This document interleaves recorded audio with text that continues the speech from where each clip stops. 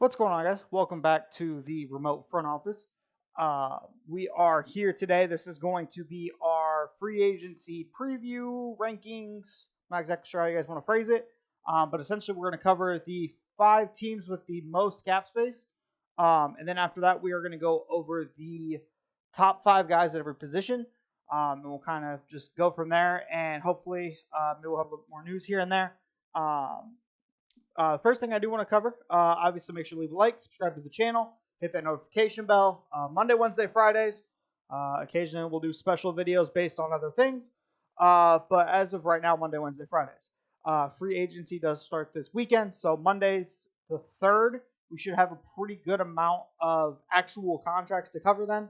And some updated cap sheets, maybe some trades, something like that. But before we get started on the top cap space teams, I did want to bring up that Naz Reid did sign an extension, I believe yesterday. So he got 3 for $42 to stay with Minnesota. I do believe that personally, I like the extension. I thought he was going to be a solid backup potential starter on the open market, and they got him for a really good deal. You're getting him for under 15 per year. Especially as the cap goes up. I feel like that contract becomes more and more of a steal, and he's still only getting a 3-year deal, so he should still have another chance in 3 years to get a bigger deal, right? To get a bigger deal, be worth more, prove himself more on that open market. But first and foremost, let's go ahead with the cap space teams. So just a heads up, all of this information is based off of SpotRack.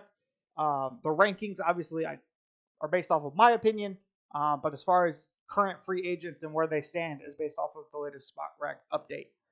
So as of right now, the team with the most cap space in the NBA, drumroll please, Houston Rockets at $59.7 million. They want to be competitive this year. There's a couple of different moves they could make based off of their draft. I'm curious to see which way they go because essentially, no matter which way you go, you're reducing one of your young guys to the bench, right? Because Amen Thompson, if you guys go after a point guard, he now becomes a 6th man. Jalen Green, I doubt gets slid to the bench, but he could be slid to the bench if you guys get a shooting guard, on and so forth. But obviously, you do have to spend some of this money at least, because you do have to hit the cap floor, and currently they're nowhere near it because it's just a bunch of guys, minus Jayshawn Tate, that are all on, minimum or rookie contracts. The next team, the Victor Wembanyama's, aka the San Antonio Spurs, are at $37.4 million. Personally, with this money, I would like to see them target a guard, preferably a point guard. Bring back Trey Jones. I do like Trey Jones. I just want him more like Tyus. I would prefer him in a backup role rather than a starter. So if you could bring a starting caliber guard with that money and just kind of some other pieces to build around the team, I think this team can elevate themselves and be in at least the conversation for the plan, right? They don't have to make the plan, obviously, because it's only Victor's first year. But I would like them to try and make a couple of leaps here and at least start the process of developing this team and getting some chemistry together in order to start making those plan pushes a couple of years down the road. Next team, surprisingly, is the Indiana Pacers with 32.1. I don't know what direction they go. I'm assuming it's some sort of wing. I'd be curious to see how Dylan Brooks does in this situation. Obviously, with bringing in just the guys they've brought in, I do still think backup point guard may be an issue. We'll kind of see. Depends on the development of their young guys. But all in all, I like the way this team's going. And I do think with the couple of key vet additions, this team can make another jump and possibly be in that play-in conversation in the East. Team number 4 is the Detroit Pistons at 27.8. This is kind of where the Draymond rumors came from. They will have to see, obviously, what exactly they target. I personally would be expecting them to target a wing. You did take Asar Thompson. You do have Bogdanovich. But I think that 3-4 is the biggest gap in this team. I feel like your center rotation is pretty solidified. Backup point guard would be nice to see as well behind Cade. And Ivy kind of have that combo guard. But all in all, I think they are starting to head in the right direction at least. Utah Jazz. This is so the John Collins trade that happened late last night / early this morning is not factored into their current cap. I don't believe, but they're currently at $25 million. I think it'll be closer to like 20 or so because they did trade Rudy Gay and basically a bag of chips for John Collins. So that does solidify their forward spot's really solidified because they did also draft a rookie, Hendricks. So the forwards are pretty solidified. I would like to see a backup center. Would still like to see them target a point guard. I wonder maybe if now they really start hearing chatter about the Fred VanVleet conversation. I feel like that'd be an interesting fit. And then another team that has cap space, it wasn't updated on SpotRack, so I don't have the exact numbers. Sacramento now has a bunch of cap space. I believe it's close to 30, between 30 and 35, because there's now rumors Draymond Green may be heading there after the Rashawn Holmes trade on draft night. They did free up a little bit of cap space, and depending on if they re-sign some guys and stuff like that, they could potentially have enough room for a guy of that caliber. All in all, it seems like it's a pretty common trend. Obviously, it's a lot of young teams, a lot of up-and-coming teams, a lot of teams that have guys on team-friendly deals. And we'll just kind of have to see where it goes as far as who wants to be aggressive, who's thinking long-term, who does more of an OKC route and says, well, if you give me a draft pick, I'll take on your bad contract and free you up some cap space, right? Like if a team wants to take on somebody from Miami, like maybe Duncan Robinson still doesn't have enough weight to be moved in a real deal. They could, like a team like the Pacers or the Jazz or somebody could be brought in as a third team to absorb his money. You know what I mean? And kind of just facilitate things that way. Let's go ahead and get into my top available free agents. We're going to start with point guards. The first one is, this is when he's healthy and when he plays. Kyrie Irving. Obviously, he's still, I feel like, a top 20, I feel like it's safe to say, guy in this league. It's just when he plays, right? He's had the off-the-court stuff. He's had injuries. He's had this, that, the third. But when he plays, he is still really, really good. And I think that's why he is the top available point guard, depending on what he does in Dallas. Obviously, I don't think there's a huge market for him given his age and the off-the-court stuff. But I do think that he can raise somebody's ceiling higher than what people think. Next one's going to be Fred VanVleet. The reason Fred is second is last year did make me a little nervous. He did decline a little bit. So I'm hoping that is not a consistent thing. I hope that is more of a kind of a blip. He wanted to be out of Toronto type of situation, new spotlight, new situation. Maybe catapults him back to what he was. And I just like his defense, playmaking. The shot obviously still needs to improve a little bit, but I think as far as just that veteran leader, and he's won a ring, gonna kind of get guys in order, right? I think he'd be a good fit a lot of places. The next one I have is gonna be Russell Westbrook. The reason Russell Westbrook is higher than a couple other guys on this list is I don't think he's going to be that expensive. I think like a biannual or mid-level exception at the absolute most, right? I don't think that Russell Westbrook's going to be a $20 million a guy a year anymore, right? I just don't think that's who he is anymore. So I think for that reason, and if you can get him to buy into his role, I think he still can provide meaningful minutes when asked. Next guy I have is Patrick Beverley. Again, not necessarily the most talented guy left on this list. But I think as far as what he can bring to a team that's up and coming, like he did to Minnesota a couple years ago, like he did to Chicago this year, just that grit, that toughness, that, hey, you need to get your shit together so we can keep going. I want to make the playoffs. I want to compete every night. That guy, I think, just holds a lot of value in locker rooms. And I think he'll be more sought after than people think. And the last guy I have is D'Angelo Russell. A lot of people will say he probably should have been third on this list. I just think for what D'Lo is going to be paid, what D'Lo is, not the biggest fan. I've never been the biggest fan of D'Lo.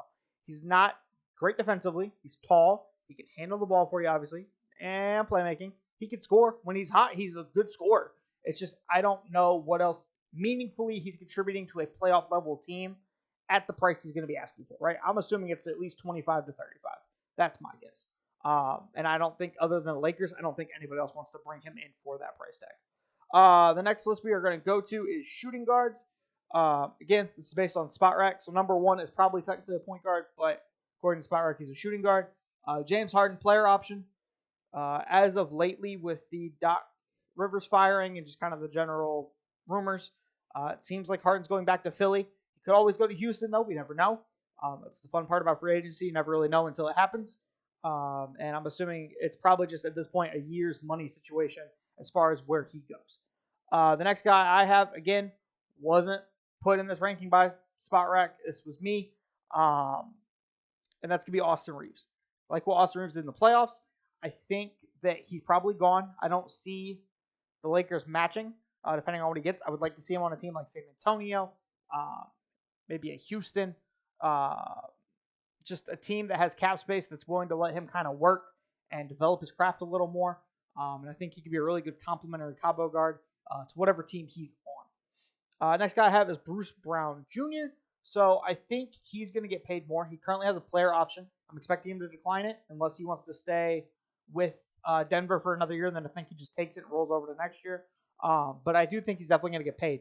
He showed his value in the playoffs. He showed his value in the regular season as a cutter, as an occasional shooter when he gets hot, as a good wing defender, guard defender. I just think he's versatile enough to where a team's going to see what he did in Denver and think he's going to be that exact one of one for them, regardless of their roster. So I think he gets overpaid this offseason. Josh Hart has a player option. I think he takes it. I know him and Jalen Brunson are fairly close from their college days. So I think he takes it. I also think he wants to stay in New York anyway. And I just don't know if his market's going to be there enough for him to warrant, just kind of going out there and testing it. And then the last guy I have for shooting guards, Jordan Clarkson, also has a player option. I think he takes it just because of the value. It's at like 13.5. I just don't think he's getting 13.5 on the open market currently. I wouldn't be surprised, though, if Utah underperforms the first half of the season, if he's a possible buyout or a trade candidate come the trade deadline. Small forwards. Small forwards is actually a little bit heavier at the top. So the first one you have is Chris Middleton. He did decline his player option for this upcoming season, which was rather surprising because it was for $40 million. My willingness to bet is he's either A, staying in Milwaukee and getting a 3 or 4 year deal, or he's going somewhere else on the open market. Some of these lower teams with cap space said, hey, we'll let you come in. You'll be the guy. You'll run everything. This is your team now, and we'll pay you like such. And I wonder maybe if he wanted that first real payday, considering he wasn't necessarily the most touted guy coming out. I wonder maybe if he wants his own organization at this age. He's already got the ring. He's got the money. Maybe he just kind of wants to go try something different. Next guy, Kyle Kuzma, unrestricted free agent. He did decline his player option. Kind of, again, like I said in the Wizards offseason preview, I think he targets a big market unless somebody just throws him a bag, right? Somebody throws him 20 to 30. I don't think he says no. I think he just goes. Curious to see where it is. There were a couple of rumors about Sacramento. That's what they're clearing up money for. Don't love the fit, but I understand it. A good Harrison Barnes replacement. A little bit younger, too, and you just kind of go from there. Next guy is Cam Johnson. Cam Johnson's a restricted free agent. I'm 99% sure he's going back to the Nets, but just restricted free agent, so he has to be on the list. Herb Jones, again, 99% sure he's going back to the team he's on. He's on a team option. If the Pelicans don't take it, they're beyond me. But I'm assuming he takes that, and then probably a couple of months in, we hear of an actual Herb Jones extension. And the last guy I have, despite all the back and forth on people's thoughts on him, Dylan Brooks, unrestricted free agent. I do think he still has value around the league. Good defender, spotty shooter, just at least brings toughness and tries to hold your guys accountable, even if he's talking when he doesn't need to be. I just think sort of as a guy that can bring a team to have a culture, I think he's the guy that you have to bring in. Power forward list. So we have Draymond Green, unrestricted free agent, who did decline his player option. I'm assuming he's going to Golden State for a 1+1, maybe a 2-year deal. I don't see how you break up the Golden State Big Three if you're Draymond. But maybe he just thinks his time is no longer appreciated and goes elsewhere. I'm sure teams would offer him a bag. Again, like I said with Dylan Brooks, as a culture guy, a culture setter, a guy to come in and show this is the way we do things to win games. I think a team would overpay for that, honestly. Next guy I have is Jeremy Grant, unrestricted free agent out of Portland. Depends kind of on the Dame thing. There was rumors that Dame and his agent were meeting with the team today to discuss the direction of the team. So if he opts out and decides he doesn't want to be a part of the team, obviously I'm assuming Jeremy Grant walks, or maybe he does Portland a solid and does a sign and trade. But other than that, I think he's gone. If Dame comes back, then I would expect him to be back, just because I feel like he paired really well with that team when Dame played. Next guy is Harrison Barnes, unrestricted free agent. I think he's gone from Sacramento, unless maybe they strike out on a couple of free agents and they'll look to bring him back. I just think his time's wore out. He does what he does, but he's not necessarily going to be just somebody that goes off for 50 out at somewhere. You know what you're getting with him. Solid all-around player, solid all-around guy. I wouldn't be surprised if a team like maybe a Charlotte or somebody tries to go for him and just kind of bring in that veteran again. Maybe an Indiana goes for him with the cap space. Maybe even a Detroit, and just kind of goes to bring him in as he's been in winning situations. He's been in winning cultures to kind of try and get those teams to the next step. Another guy I have here is PJ Washington, restricted free agent. Pretty sure he goes back to Charlotte unless Charlotte just cheaps out on him, or somebody drastically overpays for him. But I think as far as the direction that team needs to head right, as far as having young guys, having guys to build around, you can give him a fairly reasonable deal and then maybe trade him in 2 or 3 years if you guys are starting to contend and he just doesn't fit the team. I think you just keep the player at this point. The last guy I have is Grant Williams, restricted free agent. Would not surprise me if he was gone from Boston. Just kind of the way he fell out of the rotation this year as compared to last year. And I think a team will overpay thinking that they can get more out of him than what he actually is. And the last position we have here is going to be centers. So the first center on my board is Brook Lopez, unrestricted free agent. I feel like it's hard to tell because he made his bag in Brooklyn. He's won a ring now in Milwaukee. I don't know if he wants to run it back with Giannis because I feel like Giannis is just the perfect person to have next to him. Or maybe if somebody gives him a 2-year deal and gives him like a 2 for $50 or something, then I don't see a way for him to pass that off, right? Just be like, oh no, we're fine. Bring him in as like a mentor for Victor for 2 years, or a mentor for Şengün, or just something like that. I could totally see it. Wouldn't surprise me. So I think that's why he has to be the top center on the board. Second center, unfortunately, just due to the class of centers, is Nikola Vucevic. As a Bulls fan, I absolutely don't want him to re-sign. But given this team's past and just kind of how we view things, I feel like he's resigning. If anything, I would hope it's a 2-year deal. I don't want anything more than that personally, because then he lines up closer to the DeMar timeline. So personally, I would like him on a 2-year deal or even a 1+1. But I'm afraid probably he'll get a 3-year deal. It's just the center class isn't great this year, so second center on the board. Good offensively, good under the basket. It's just from distance he struggles, and defensively it's kind of hit or miss. Next guy is Jakob Poeltl, unrestricted free agent, but I have a feeling he's going back to Toronto. Toronto traded a first for him. He was originally with Toronto before the Kawhi deal. He was in that Kawhi deal. So I just feel like it's a match made in heaven. He's just going to stay for probably a 3-year deal. Wouldn't surprise me. My fourth guy here is going to be Mason Plumlee. I think he's probably the best backup center on the board. So I wouldn't be surprised if a lot of teams, like Isaiah Hartenstein was last year, if a lot of teams target him with like an 8 to 10 mil a year offer. Maybe even a mid-level exception at like 12. Last guy we have is Christian Wood. Personally, I absolutely despise Christian Wood. He is a negative defender, a negative playmaker. Okay, offensively, I just think that through and through, time and time again, we've seen he does not contribute to winning basketball. I would treat him more as a backup center and use him kind of just sparingly, but for whatever reason, I have a feeling the team will overpay, and that's why he made my top 5. But yeah, that is the top 5 at positions currently that are free agents. Obviously, as we have more news and stuff, we'll dive into it.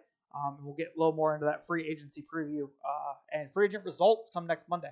But I appreciate everybody coming through. Again, hit that like button. I'll catch you guys in the next one. Peace.